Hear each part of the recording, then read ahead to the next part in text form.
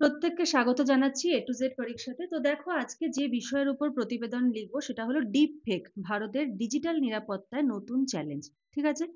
তো লেখাটা শুরু করছি। খুব গুরুত্বপূর্ণ এবং একটা ইম্পর্টেন্ট টপিক। আজকালকার দিনে এই জিনিসটা হামেশাই হয়ে আসছে এবং অনেকে এটার মাধ্যমে স্ক্যামের শিকার হচ্ছে। তো এটা নিয়ে সচেতনতা যেমন প্রয়োজন, তেমন প্রত্যেকের বিষয়টা জানাও প্রয়োজন। কি হয়?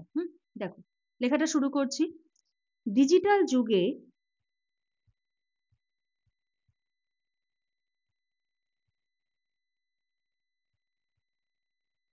ডিজিটাল যুগে কৃত্রিম বুদ্ধিমত্তার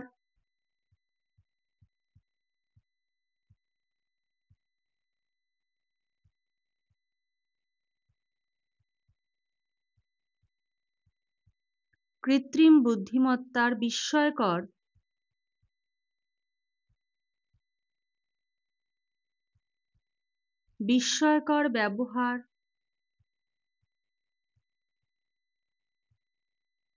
যেমন মানুষের জীবনকে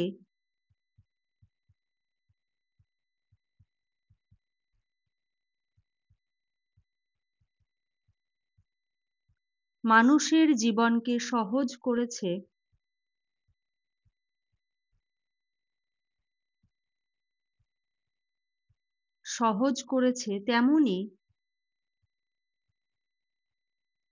তেমনি এর অপব্যবহারও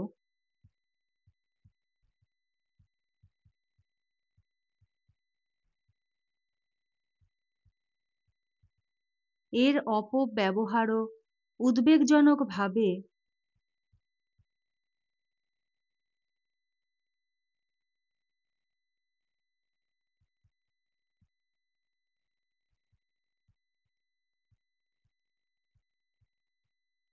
উদ্বেগজনকভাবে বাড়ছে। দাঁড়ি এরই এক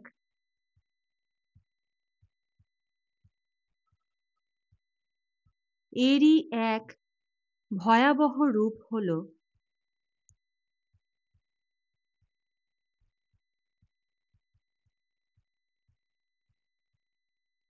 ভয়াবহ রূপ হলো ডিপ ফেক।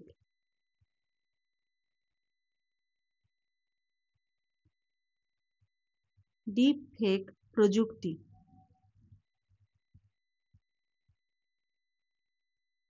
দাঁড়ি কমা যেখানে যেখানে কারো মুখ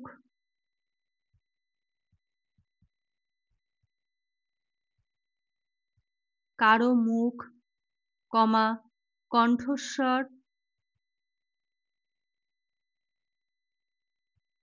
কণ্ঠস্বর ও অঙ্গভঙ্গি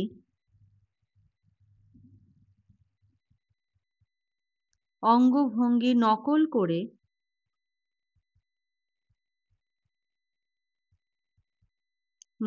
করে সম্পূর্ণ ভুয়ো ভিডিও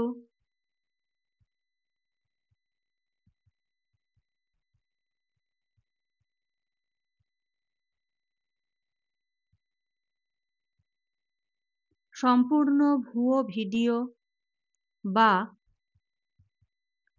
অডিও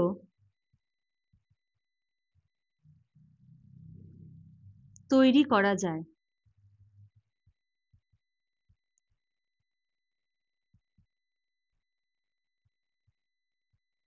তৈরি করা যায়। দাঁড়ি ফলে বাস্তব ও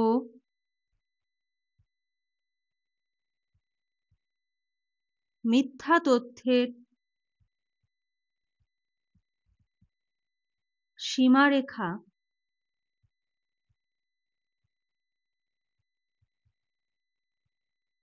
সীমারেখা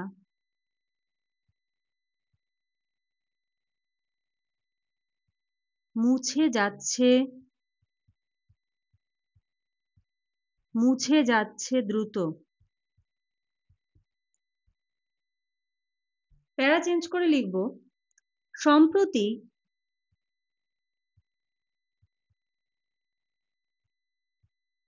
সম্প্রতি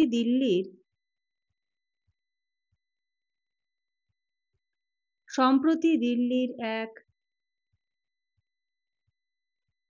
বড় কর্পোরেট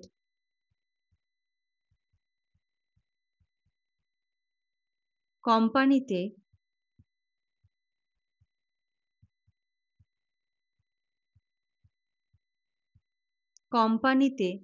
ঘটে একটি ডিপফেক স্ক্যাম।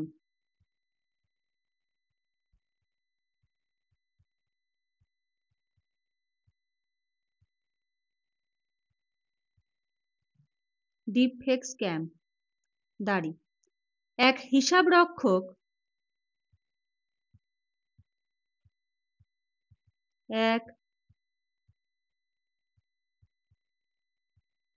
হিসাবরক্ষক ভিডিও কলে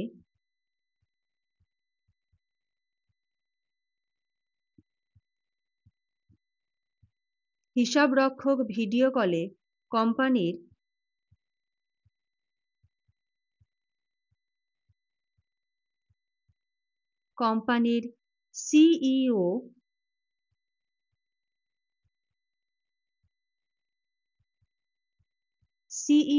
এর মুখ ও কণ্ঠস্বর দেখে বিশ্বাস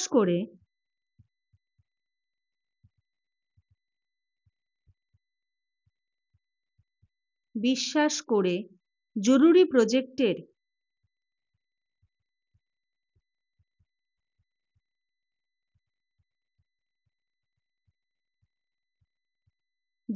প্রজেক্টের নামে 4 কোটি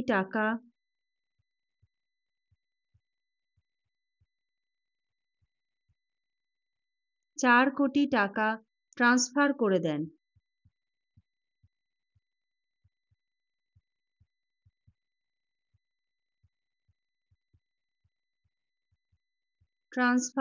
দেন।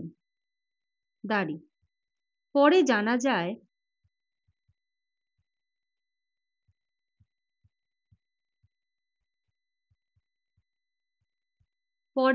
যায়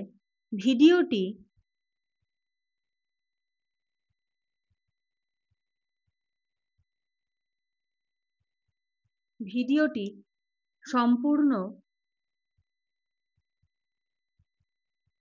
ভুয়ো ছিল এবং আচ্ছা, তোমাদের একটা কথা বলে রাখি, এই যে দেখতে পাচ্ছ প্রতিবেদন তোমাদের দেওয়া হচ্ছে, মানে প্রতিবেদনের সংখ্যা তো বাড়ছেই আস্তে আস্তে। তো এই প্রতিবেদন কিন্তু তোমরা আমাদের এখানে পিডিএফ পেয়ে যাচ্ছ। ঠিক আছে, কি পেয়ে যাচ্ছ? পিডিএফ, যেটা কিন্তু প্রিন্টেবল।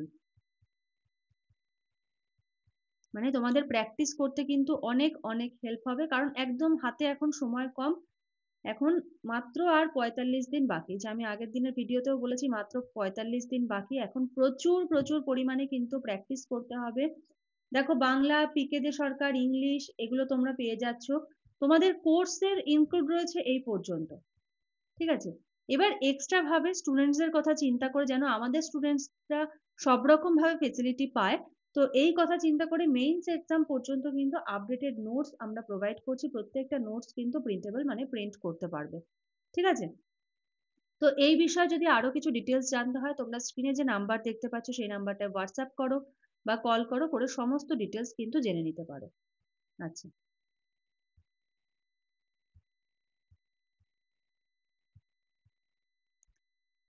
ভুয়ো ছিল এবং প্রতারকরা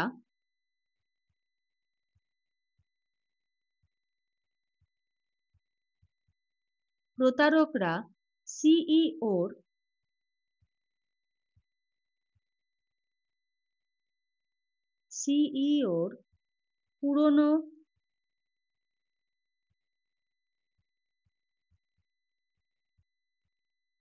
পুরনো ভিডিও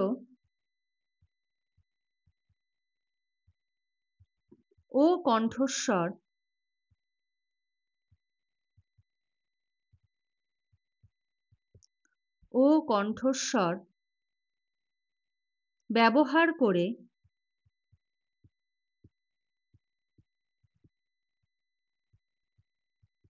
ব্যবহার করে এই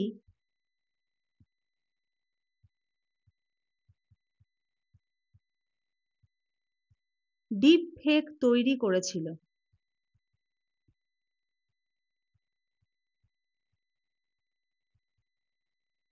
দাঁড়ি প্যারা চেঞ্জ করে এই ঘটনার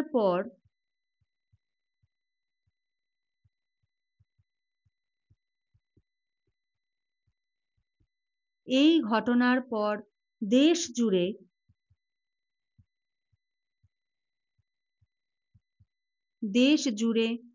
ডিপ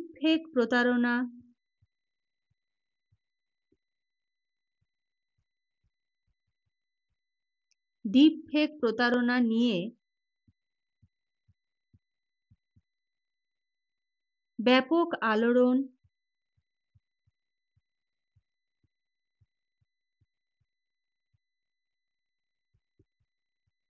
ব্যাপক আলোড়ন সৃষ্টি হয়েছে।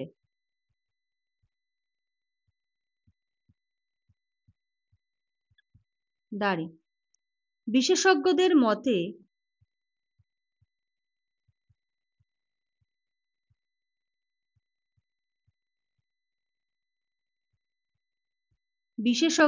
মতে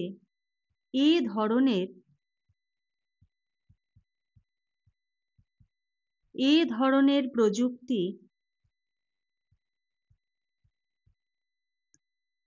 ধরনের প্রযুক্তি শনাক্তের জন্য বা শনাক্তকরণের জন্য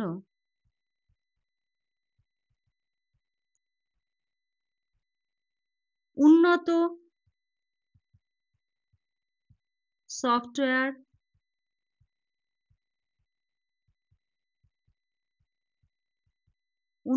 সফটওয়্যার ও কঠোর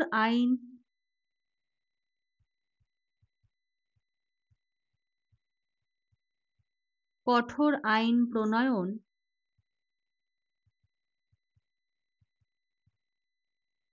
এখন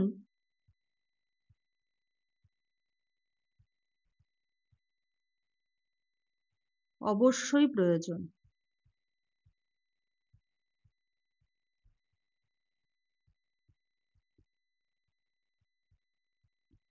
দাঁড়ি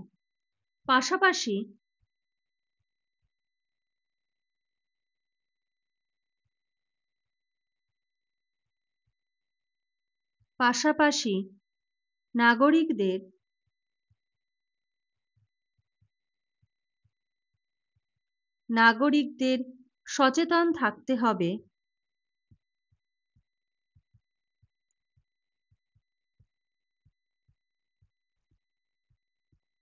সচেতন থাকতে হবে যেন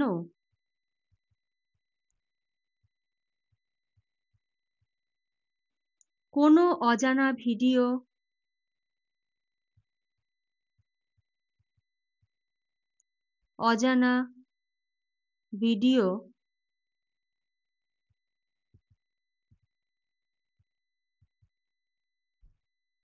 পাশাপাশি নাগরিকদের সচেতন থাকতে হবে যেন কোনো অজানা ভিডিও কলে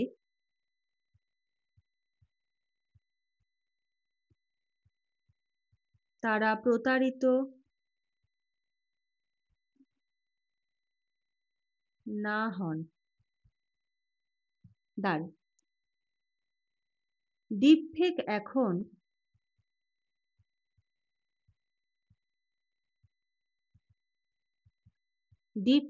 এখন ভারতের সাইবার নিরাপত্তার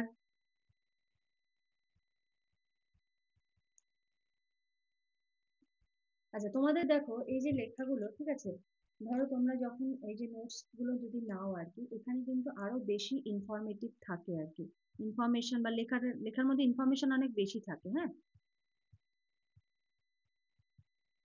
ইনফরমেশন কিন্তু অনেক বেশি থাকে। কেন বেশি থাকে? কারণ যাতে কারোর লেখা কারোর সাথে কমন না হয়ে যায়। ঠিক আছে, যেটা বলে দিলাম তোমাদেরকে, তোমরা যে নোটস পাও আর কি, সেই নোটসে কিন্তু ইনফরমেশন অনেক বেশি থাকে।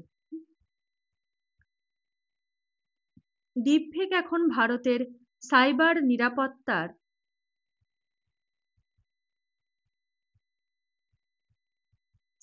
নিরাপত্তার এক বড় হুমকি হয়ে উঠেছে।